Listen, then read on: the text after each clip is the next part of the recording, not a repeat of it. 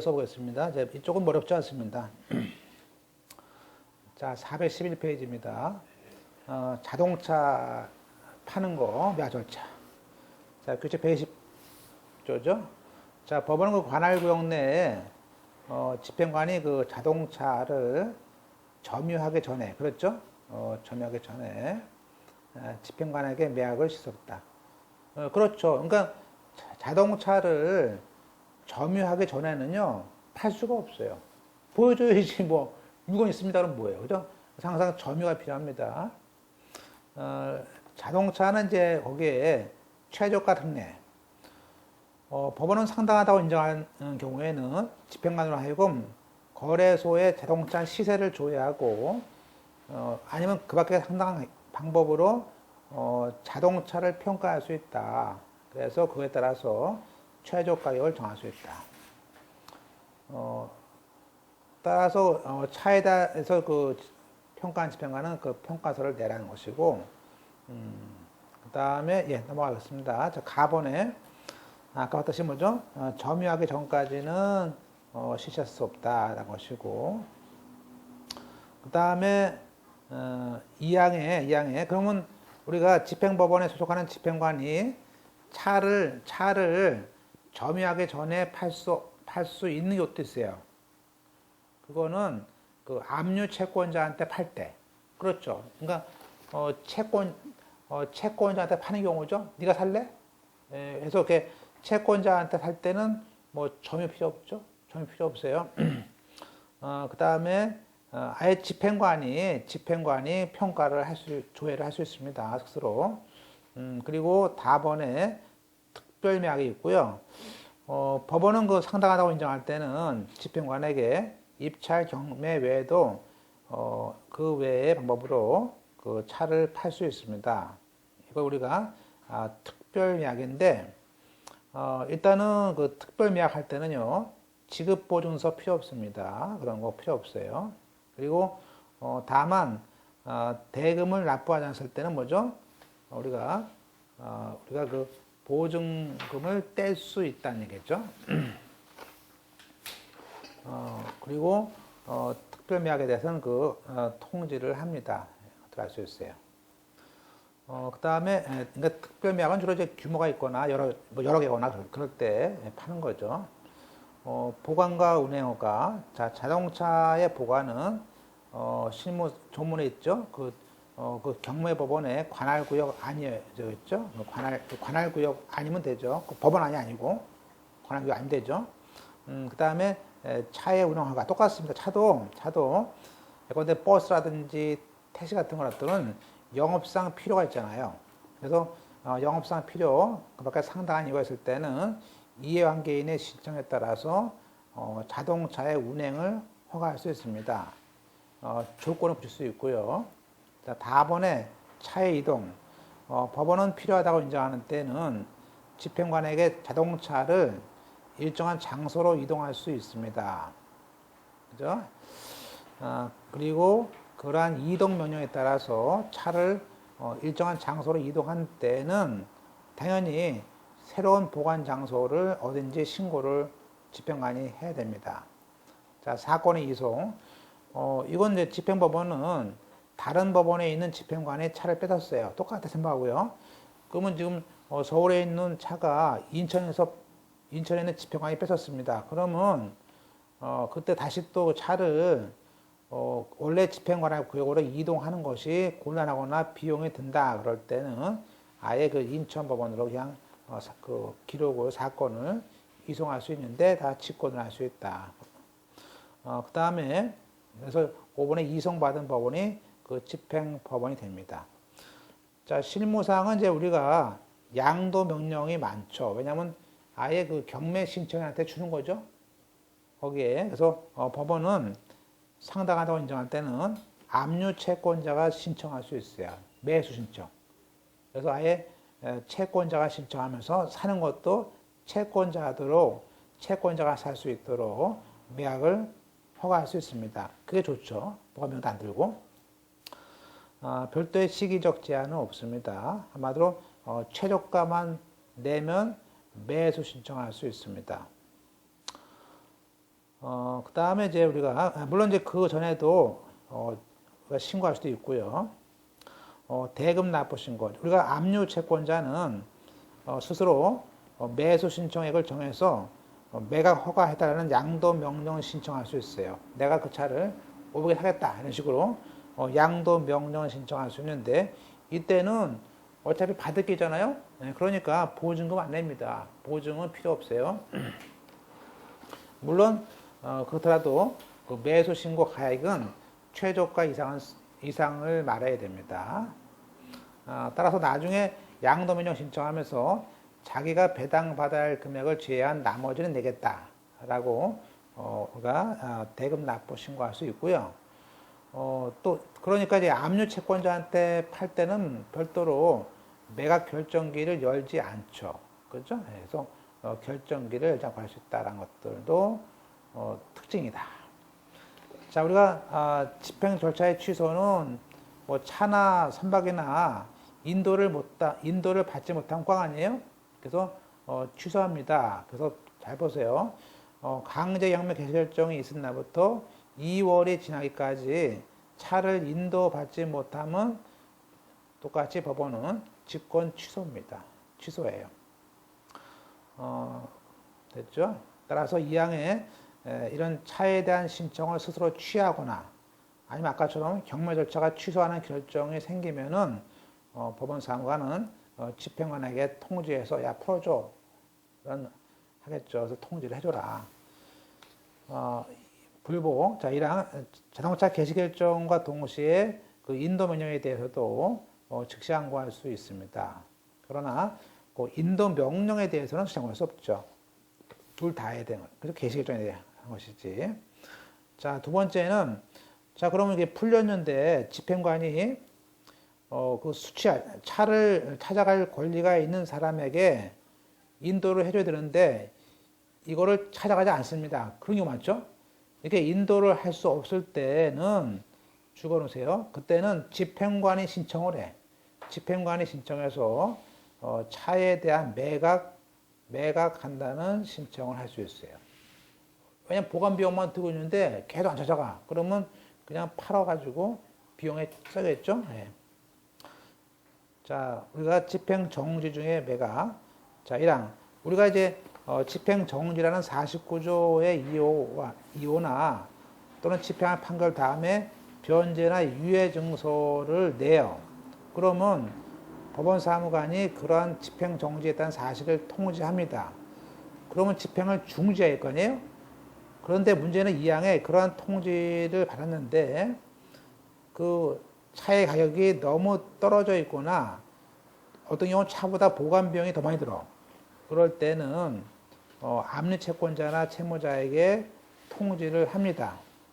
그래서 사망에 이러한 통지를 받은 그 압류 채권자나 채무자가 신청을 해서 차를 긴급 매각 명령할 수 있어요. 그래서 예컨대 보관 비용이 너무 많이 들 때라든지 그럴 때는 빨리 팔아달라고 긴급 매각 결정할 수 있다. 그 밖에 우리가 그거 외에도 항공기도 있고요. 건설기계도 있고 그 소형 선박도 있는데 그건 저희가 따로 보지는 않습니다. 나중에 문제 볼 때나 좀 보는 것인데 자, 이제 이렇게 해서 우리가 부동산 집행 문제를 거의 이제 다 풀었습니다. 거의 60% 푸는 거죠. 이제 나머지는 우리가 동산 집행을 갑니다. 자, 이제 우리가 좀 특이한 것은 우리가 여기서 동산이란 말은 민법상 동산과 달라요. 다시 말하면 집행법상 동산이라는 개념은 그 일본에 있는 유체 동산, 원래 민법상은 유체 동산만 말하지 않습니까? 그런데 집행법은요, 특이하게 그 이번에 채권과 그 밖의 재산권도 동산으로 봅니다. 이거 반대 많이 합니다. 아니, 이게 무슨 말이야 도대체 말을 좀 똑같이 써야지. 뭐 이렇게 어렵겠어. 그래서 우리가, 우리 법에서는요, 그래서 앞에 있는 동산을 그 앞에다가 유체 붙입니다, 유체. 그래서 유체 동산 집행을 나오고요. 채권과 그 밖의 재산권도 막 움직이니까, 그것도 동산이 나가는데, 야, 이거 바꾸자는 말을 많이 합니다. 그래서 보통 대학원에서 공부할 때 보시면 교수분들이 야, 이거 조문이 좀 이상한 거 아니야? 그래가지고. 근데 우리는 일단은 그 동산 집행 속에는 유체 동산 집행과 채권 집행과 그 밖의 채권 집행이 있는데, 여기에 유체 동산 집행에서 하나 나오고, 채권 집행에서 한 4개 나오고, 그죠? 그러니까, 왜냐면 그 밑에 2번은 주로 우리가 많이 배우는 뭐 압류, 추심, 전부 이런 거죠. 너무 중요하죠. 일단은 우리가 오늘 아마 유체 동산까지 볼 겁니다. 그래서 유체 동산 집행도 압류, 현금화, 8호, 배당 똑같대. 근데 압류는 이제 집행관에 가서 딱지를 붙이거나 봉인을 하는 거야. 뺐거나. 그죠? 그러고요. 현금화는 이제 집행관이 그걸 이제 팔아서 하는 경매를 말하죠. 경매는 이제 일괄 입찰을 시키거나 호가를 하거나 또는 임의로 팔거나 또는 특별 매각도 있어요. 또 집행관 외에서 파는 경우도 있습니다. 그런 것들을 배웁니다. 여하튼 이렇게 어떤 식인데 팔아가지고 돈 들어오면 배당을 해야 됩니다. 근데 우리가 여기서 배당은요, 우리가 1차적으로 배당 협의랍니다. 그죠? 협의하고 그 협의가 없을 때는 법원으로 배당을 넘기는 거예요. 그리고 채권 집행은 뒤에 또 배웁니다. 자, 넘어가서 자, 유체 동산 집행만 오늘 볼 겁니다. 자, 우리가 여기서 말하는 유체 동산은 민사집행법상의 동산, 채권, 그 밖의 재산권 3가지 요거를 중에서 채권과 그 밖의 재산을 제외한 나머지를 말하는데 주로 각종 물건에 대한 것들, 심지어 유가증권도 여기서 유체 동산 집행으로 봅니다. 그죠? 예. 자, 그러면 우리가 압류의 대상이 되는 동산에 뭐가 있을까에 대해서는 일단 민법에서 얘기하는 동산 다 됩니다. 따라서 자, 민법상의 동산은 원칙적으로 그 유체 동산이다. 눈으로 보이는 거죠. 말하는데 특별한 규정이 있다면 예컨대 등기할 수 있는 선박, 또 등록된 자동차, 항공기 같은 것들은 쭉 봤지만 별도로 집행이 있었죠. 그래서 유체 동산 집행에서 제외합니다. 물론 자동차 집행, 건설기의 집행, 항공기 집행은 다 별도로 조문이 있었어요. 그러면 시험 문제에서 우리가 유체 동산의 집행이 되는 것은 몇 가지가 있습니까? 첫째, 선박 중에서 등기할 수 없는 등기의 대상이 아닌, 즉 20톤 이하의 선박은 유체 동산 집행이에요. 똑같이 등록이 안 되는 말소된 것들도 마찬가지고 특히 시험은 유가증권을 잘 냅니다. 유가증권은 우리가 어음수표 같은 것들이 있지 않습니까? 그런데 근데 이거는요, 주식 같은 거 이거는 종이야. 종이는 물건이죠. 그러니까 이게 배서 금지가 안 된 거여야 돼요. 마음대로 유통할 수 있는 거, 누구나 가지면 쓸 수 있는 거. 그런 것들은 배서 금지가 되면요, 오른쪽에 배서 금지라고 써놨으면요, 그거는 우리가 별도의 채권 집행을 갑니다. 됐죠? 배금은 배서 금지는 채권 집행이고 배서 금지가 안 돼 있는 누구나 할 수 있는 그런 것들만 배급이 안 돼 있는 거, 그게 유체 동산 집행입니다. 천천히 아세요. 꼭 별치시고 그거 헷갈리시면 안 돼요. 시험 됐죠? 네 번째는 또 뒤에 배우지만 요게 독립되고 또 그런 것도 있습니다. 뒤에 배우고요. 그러면 5번째, 제일 많죠. 주로 이제 남편이 빚지면요. 남편의 빚지면 주로 부인이 같이 살죠. 그럼 남편과 부인이 같이 살고 있는 남편 집에다가 유체 동산 집행할 수 있을까 없을까? 할 수 있습니다. 예컨대 보세요. 이번에 채무자와 그 배우자가 공유죠. 공유로 점유하고 있는 또는 공동 점유하는 유체 동산, 각종 가재도 같은 것들, 그런 것도 원래 공동 점유지만 유체 동산 집행이 돼요. 한마디로 부부가 가지고 있는 공유 재산에 대해서도 유체 동산 집행이 됩니다. 원래 공유는 안 되는데 보세요. 오른쪽에 보시면요. 부부가 아닌 그냥 공유에 대한 지분은 안 되거든요. 그거는 지분이니까 그 밖의 재산으로 가는데 부부일 때는 돼. 그죠? 끝에 밑에 우리가 보는 유가증권은 민법상 동산입니다. 그러나 이걸 배소금지를 시켜놓으면은 증권에 화치된 권리로 봐가지고 나중에 보는 그 밖의 재산권 집행으로 합니다. 그 뜻이에요. 자, 종물, 부동산이나 선박의 종물, 거기서 분리된 천연과실과 구성 부분은 다 유체 동산입니다. 그죠? 그러나 우리가 주물과 종물을 배웠죠. 거기서 만약에 우리가 주물과 종물의 그 일체성을 이루는 경우에 부동산이 압류가 됐어요. 그럼 압류된 후에 종물은 그것은 부동산 압류권자 같기 때문에 별도로 독립해서 압류할 수 없어요. 그건 부동산 경매한 사람이 가져가는 거예요. 그죠? 그건 압류가 안 됐을 때 얘기지. 그죠? 그래서 주물인 부동산이 압류했다면 종물도 미치니까 거기에 대해서 동산 집행 또 해? 안 돼요. 그죠? 그리고 건축 중인 건물은 우리가 건물이라는 것은 최소한 기둥과 지붕과 벽이 있어야 되는데 거기에 미치지 않는 것들은 그것은 다시 말하면 등기가 되지 않은 토지 정착물과 토지에 분리할 수 있는 것들에 대해서는 거래상 가치가 없어요.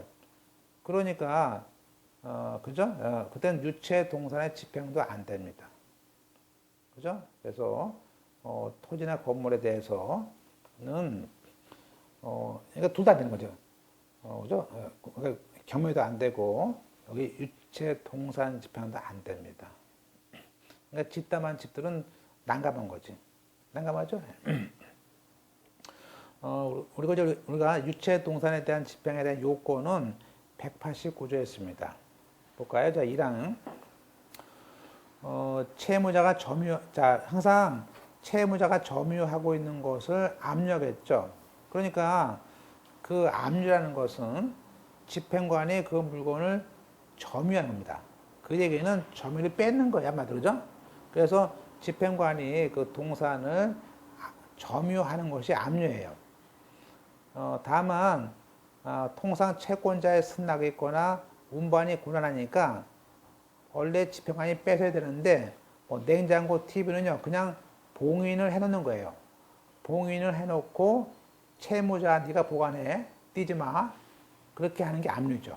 그러니까 압류라는 말은 점유 또는 봉인이야. 법률상이죠. 또 기타.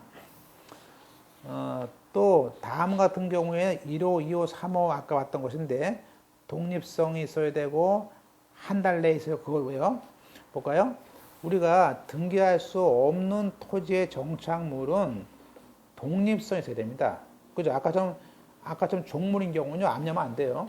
그래서 독립성이고 거래에 객체 있을 것, 동합치시고 또 우리가 토지에서 분리되기 전에 과실. 예컨대 사과, 포도, 배 있잖아요. 이거는 적어도 한 달 안에 수확할 수 있는 다 익은 걸 말하는 것이지 익지도 않은 걸 뺐으면요. 그건 침해야, 침해. 그죠?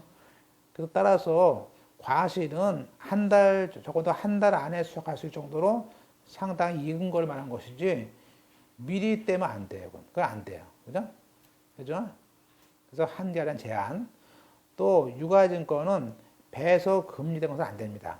그러니까 배서 금지가 안 된 것이 유체화입니다. 요 세 가지 독립성이 있을 걸, 한 달 내 수확했을 걸, 배서 금지가 아닐 것. 요 세 가지 요건이 필요합니다. 그리고 아까 우리가 미분리 과실의 매각 우리가 이제 토지에서 분리되기 전에 과실은 설사 압류했더라도 충분히 익은 다음에 팔아라. 그러니까 압류는 미리 할 수 있지. 한 달 전에. 근데 익은 다음에 팔아야지. 익지 않게 팔면요. 그 돈 제가 못 받으니까 이런 걸 만들어 놓은 것 같아요. 물론 팔기 위해서 수확할 수 있습니다. 다 익었을 땐 띄어야겠죠. 너무 늦게 띄면 안 되니까.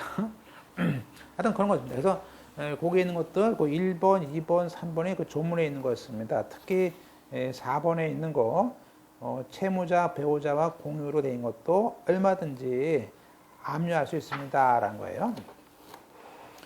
자, 이제 그래서 우리가, 자, 1단계 압류부터 배웁니다. 자, 압류 신청은 똑같습니다. 이것도, 우리가 유체 동산에 대한 집행 신청은 판결문, 공정증서 같은 그 집행력 있는 정보를 가져와서 집행문을 붙여서 신청을 하는 겁니다. 따라서 이때 압류 채권자가 그 신청서에는 다만 이제 유체 동산이 있는 곳을 써야 되죠. 그 장소만 쓰면 됩니다. 그래서 어떤 것을 압류할 것인지는 그 쓸 필요 없어요. 왜냐하면 가봐야 하니까 그렇습니다. 두 번째, 우리가 이제 각종 기계라든지 동산 같은 경우는요, 양도 담보합니다. 그죠?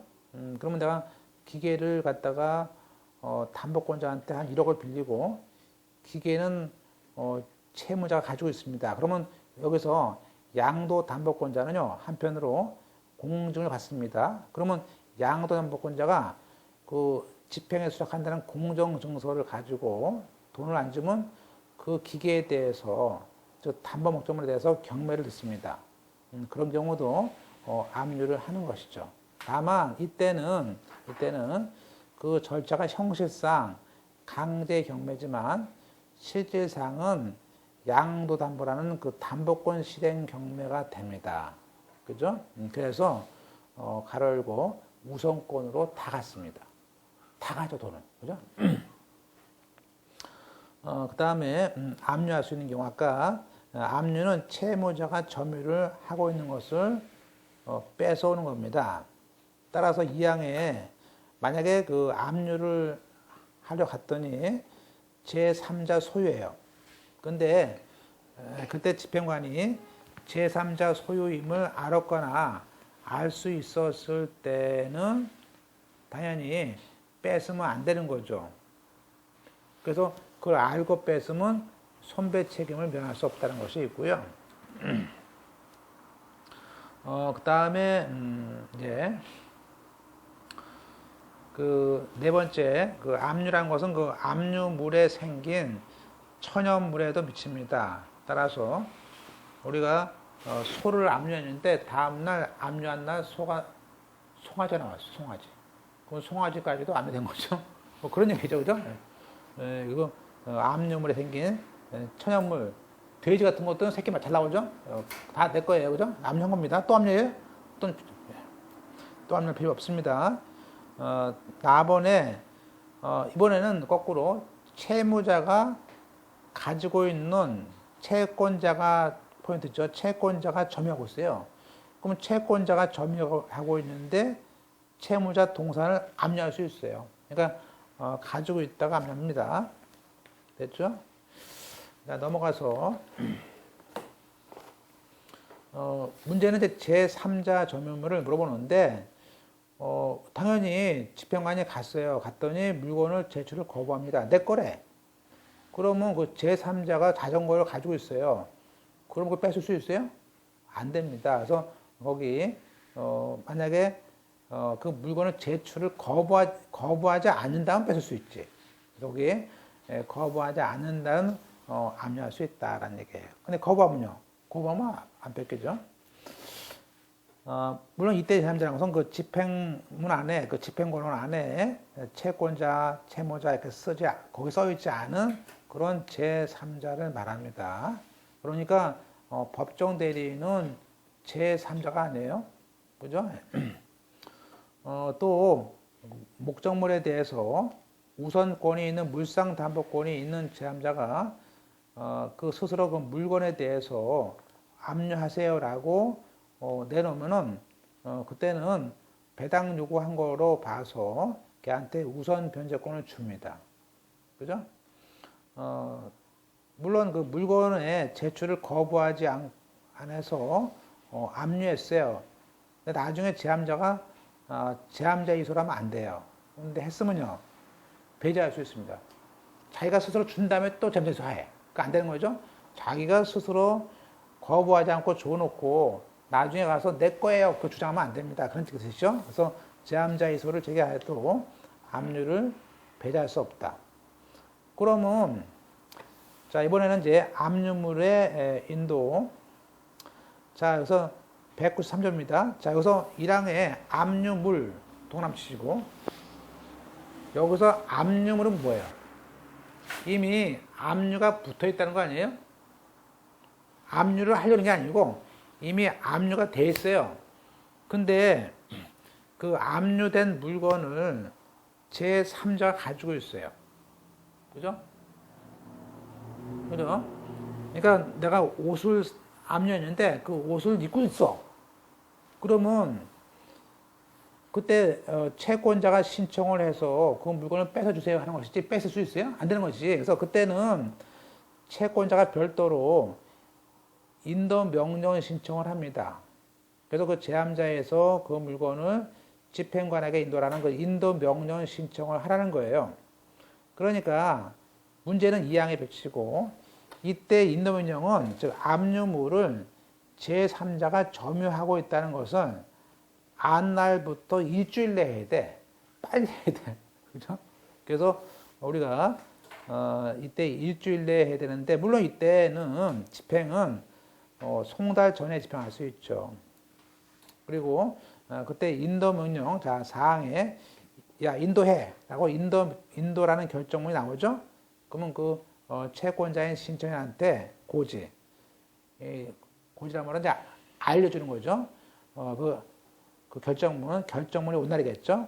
그 결정문이 온 고지된 날부터 2주 안에 집행관에 집행을 해야 돼요. 그죠? 이게 압류물의 인도 명령제도인데, 다시 볼까요? 이것은 제3자에 의해서 압류물의 점유가 침탈된 거 아니에요? 그러니까 그것을 회복하는 제도가 압류물의 인도 명령 제도다. 아셨죠? 예, 넘어가겠습니다. 자, 라본에 이번엔 이제 공동 점유물이 압류입니다.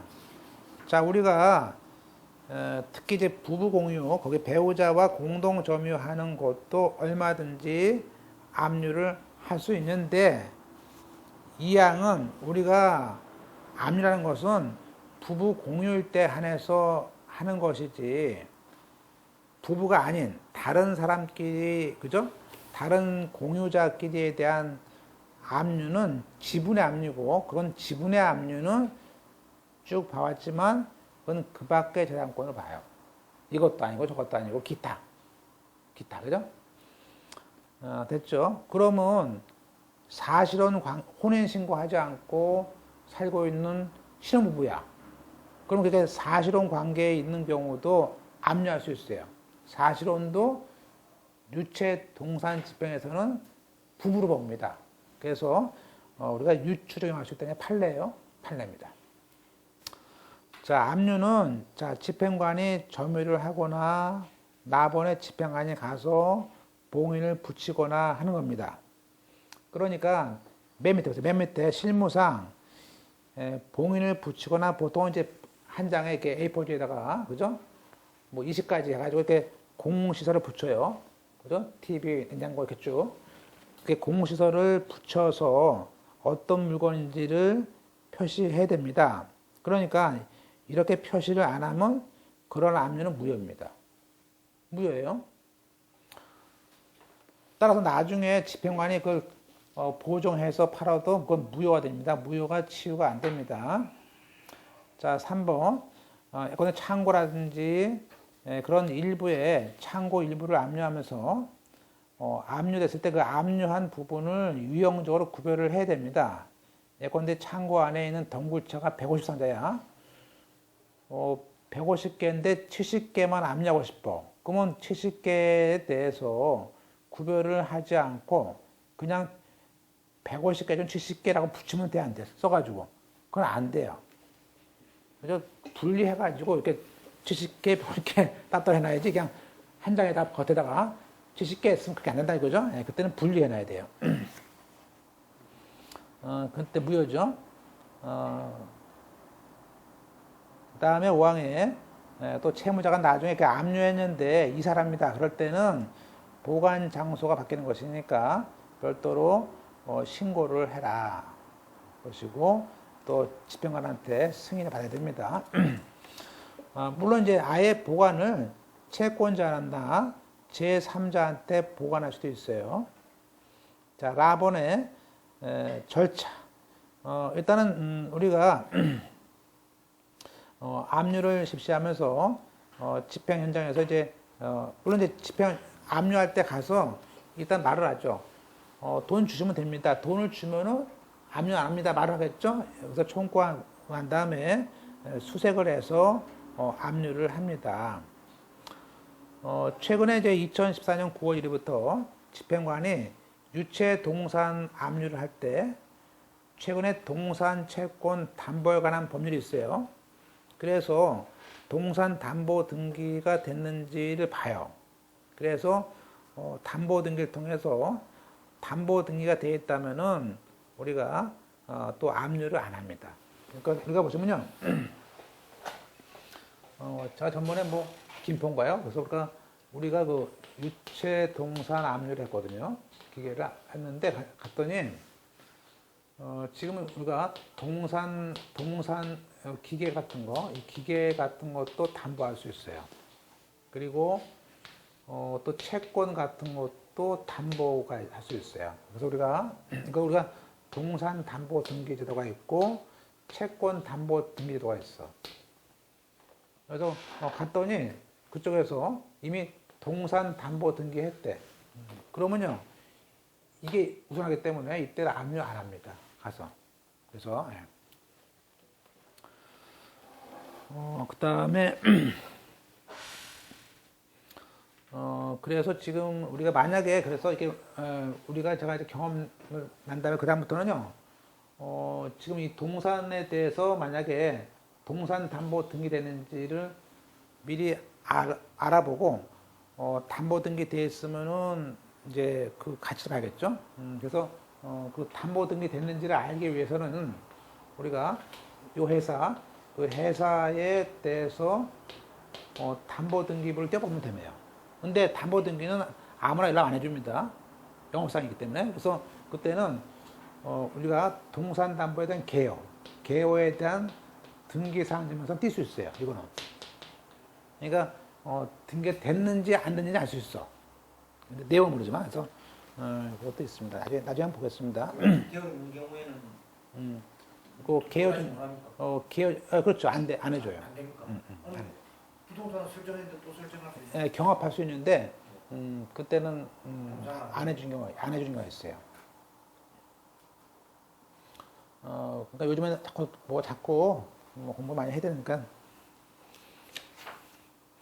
참 딜레마 같아요. 어떻게 보면 이게 뭐 술을 많이 먹어야지 돈 버는 것도 있고 공부도 해야 되고 같은 딜레마예요, 그죠? 다음 페이지에 있죠? 그게 어디냐면 다음 페이지에 있습니다. 이게 2014년 7월달에 들어왔습니다. 별 치시고 바뀐 거예요, 법이. 민사집행규칙 132조에 이에 보면요, 이랑 집행관은 유체 동산 압류할 때 혹시 그 채무자, 이때 채무자란 말은 뭐죠? 주로 법인이거나 상호 등기되어 있는 사람이에요. 그래서 주로 법인이에요, 법인. 그래서 법인에 대해서 혹시 동산 채권 담보 등기 되어 있는지를 알기 위해서 담보 등기부를 통해서 확인을 할 수 있어요. 그래서 담보 등기되어 있다면 등기사항 전부증명서를 담보 등기가 없다면 여기 나오죠. 등기사항 개요 증명서. 여기 등기사항 개요 증명서는요, 이건 다 띌 수 있어, 누구나. 띌 수 있어요. 그래서 우리가 따라서 이 등기사항 개요 증명서를 띄워보고 우리가 압류할 수 있을까 한번 볼 수 있어요. 그래서 확인해서 편철하는데 이 항에 만약에 집행관이 담보권의 존재를 확인한 경우에는 그 담보권자에게 경매가 이르기 전에 집행을 신청하거나 또는 우리가 배당 요구 종이까지 배당을 요구해서 배당에 참여할 수 있다. 그런데 만약에 이 담보가 만약에 이 동산이 만약에 5억인데 10억 돼 있어. 10억. 그러면요. 내가 경매해봐야 못 봤어요. 못 받아요. 왜냐하면 보세요. 순위가 담보가 등기가 먼저고 그 다음 등기야. 얘가 다 받고 가니까 나는 받을 수 없어. 그럼 뭐하러 경매해? 그래서 우리가 그때는 그런 것들을 알 수 있습니다. 그래서 우리가 특히 이 항에 펼치시고 담보권 존재를 확인했다면 그 담보권자에게 경매를 신청하라 이렇게 할 수도 있어요. 이게 이제 올해 좀 시행되고 있죠. 좀 시행이 좀 됐죠. 2014년 11월 20일이니까 됐어요. 예, 마번에 자 압류물의 보존금. 우리가 이제 압류했어요. 그럼 압류했으면요. 자 198조에 우리가 일단 압류물이 있으면 보통 한 달 안에 팔거든요. 그러면 그 사이에 보존에 필요한 행위를 해야 됩니다. 예컨대 양어장에 있는 양어를 압류했어. 그럼 먹일 줘야지. 그죠? 말을 압류했어. 그러면 운동을 시켜줘야 돼. 그죠? 이렇게. 그래서 적당한 처분을 해야 됩니다. 따라서 비용이 필요할 때는 채권자가 또 내야 돼요. 돈 많이 들어요. 귀찮죠? 그리고 물론 49조 254호 정지문서가 들어왔을 때는 만약에 그 압류물을 팔지 않으면은 값이 내리거나 보관 비용이 많이 들면요. 바로 그냥 빨리 팔을 수도 있어요. 긴급 매각이지. 그래서 빨리 팔아가지고 그때는 대금을 공탁합니다. 자 그런 것들이고 따라서 압류물 보존에 대해서는 누가 집행관이 보존 의무가 있는데 이때 집행관의 경우에는 우리 법에서는 권한인 동시에 의무라고 합니다. 그래서 이걸 게을리하면요 나중에 손해배상 당해요. 그죠? 그 다음에 그 밖의 조치. 자 어음 등의 제시. 자 넘어가겠습니다. 자 이게 12조. 자 우리가 자 어음 같은 경우는 자 어음의 경우에는요. 자 이제 집행을 할 때 자 어음을 가져가서 야 돈 주세요. 그럽니다. 그럼 돈 좀 동생이니까. 그래서 집행관은 일단 어음과 수표에서 지급을 목적을 하는 경우에는 그 어음, 즉 유가증권으로서 일정 기간에 인수나 지급 제시, 한마디로 인수 제시나 지급 제시를 합니다. 그죠? 따라서 그에 필요한 행위를 하면 되고요. 두 번째, 집행관이 가보니까 어음이 있어. 서랍을 열으니까 어음이 있어. 그래서 그 미완성 어음에 있을 때는 채무자에게 야 어음 보충해 가지고 100점 보충이죠. 보충시키는 거죠. 그래서 어음 보충도 할 수 있어요. 됐죠? 자, 그 다음에 이제 3번에 압류 제한. 그 압류 제한도 꽤 나옵니다. 자, 우리가 일단은 초과 압류 금지죠. 그렇죠. 내가 500만 원만 압류하면 됩니다. 그죠? 근데 5천만 원 압류해. 그건 안 되는 거예요. 그래서 예컨대 우리가 압류를 했더라도 그죠? 자기가 압류의 한도를 넘는 것은 설사 압류했더라도 나중에 취소를 한다. 그래서 우리가 다시 한번 초과 세 가지입니다. 첫째는 초과 압류 금지입니다. 근데 초과 압류를 했어요. 그러면 취소합니다. 두 번째는 무잉여. 남을 게 없어요. 압류했는데 가치도 없어. 그럼 무잉여 합니다. 무잉여 압류도 취소입니다. 그죠? 세 번째는 이번은 나한테 무용이 아니고 다 무용이야. 뭐죠? 팔리지가 않는 거야. 뭐죠? 매각에 가망성이 없어. 그것도 취소합니다. 그죠? 그래서 우리가 그러면 그 두 가지, 자, 초무, 초과 압류와 무의 압류 두 가지는 요것은 반드시 취소, 필요적 취소입니다. 해야 돼. 근데 가망성의 경우는 재량입니다. 그래서 거기 보시면 3번에 우리가 매각에 가망이 없다. 그죠? 예컨대 매각을 했는데 매수점도 없고 팔릴 가망도 없을 때는 집행관은 그 압류를 취소할 수 있다. 죽으세요. 취소할 수 있어요. 그러나 초과 압류나 무잉여 압류 취소는 취소를 하여야 한다예요. 해야 한다. 그래서 할 수 있느냐, 해야 하냐, 이거 또 냈죠? 가끔 내요. 그래서 아마 올해 나왔던 것 같은데 이것도 그래서 초무 두 가지는 무조건 취소고. 예. 그 다음에 이제 우리가 4번에 국가에 대한 압류가 있습니다. 우리가 국가에 대해서 받을 게 있어요. 그럼 우리가 국가에 대해서 받을 게 있으면요, 돈을 안 줘. 그러면은 192조에 그러면은 국고금을 압류하래. 내가 국가에 대해서 손해배상 청구를 했는데 이겼어요. 5억 있어, 5억. 그러면 우리가 원래 집행은 부동산 집행, 동산 집행, 금전 집행 있잖아요. 그런데 이런 거 하지 말고 뭐 말해? 돈 말해, 돈. 그래서 거기에 국가에 대한 집행은 국고금인 돈을 한국은행에 가서 돈을 달라 그런지 돈을 압류해야 되지. 이제 국가에 있는 물건들 같은 거 압류 안 받아줍니다. 그래서 국고금, 그죠? 서울적인 돈. 이렇게 집행을 가져와서 돈 있는 곳에 가야 되지. 물건이 압류 안 됩니다. 됐죠? 그래서 주로 현금 되어 있는 거, 주로 공탁소 같은 거나 옵션, 그죠? 공탁소 가면 돈 있겠지? 그죠? 예, 넘어가겠습니다. 그러니까 3번에, 다음 페이지 2번에 국가에 대한 집행의 경우만 되는 것입니다. 그러니까 지방자치단체는 아니에요.